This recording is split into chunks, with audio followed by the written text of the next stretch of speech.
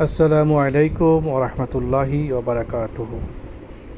আমরা সচরাচর একটি ভুল করে থাকি এবং আমরা অনেক ক্ষেত্রে এই বিষয়টি খেয়ালই করি না যে আসলে আমরা কত বড় একটা ভুল করলাম।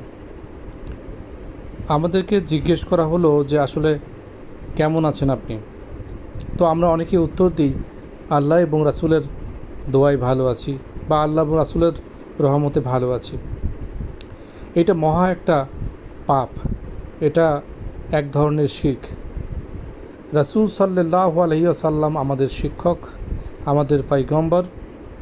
উনি আমাদেরকে পথ দেখিয়েছেন, দিন শিক্ষা দিয়েছেন। ভালো মন্দ রক্ষা করার মালিক উনি নন। ভালো মন্দ সব কিছু আল্লাহর পক্ষ থেকে আসে।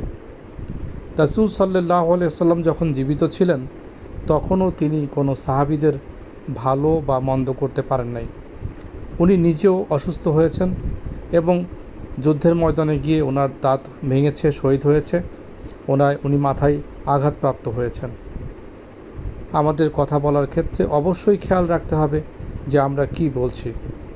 আমরা মুহাম্মদ রাসূলুল্লাহ সাল্লাল্লাহু আলাইহি সাল্লামকে অনেক অনেক অনেক সম্মান করব, আমাদের জীবনের চেয়ে বেশি ভালোবাসব, কিন্তু খেয়াল রাখতে হবে উনি আল্লাহ নন, উনি সৃষ্টিকর্তা নন।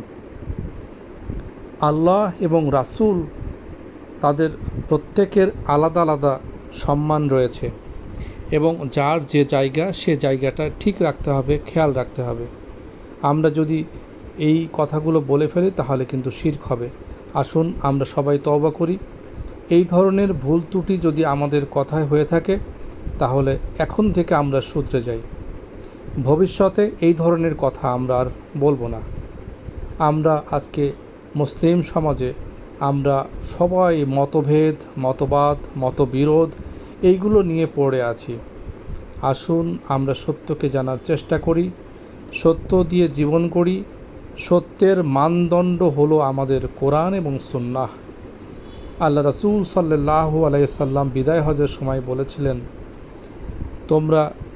আমি রেখে যাচ্ছি তোমাদের জন্য দুইটা জিনিস।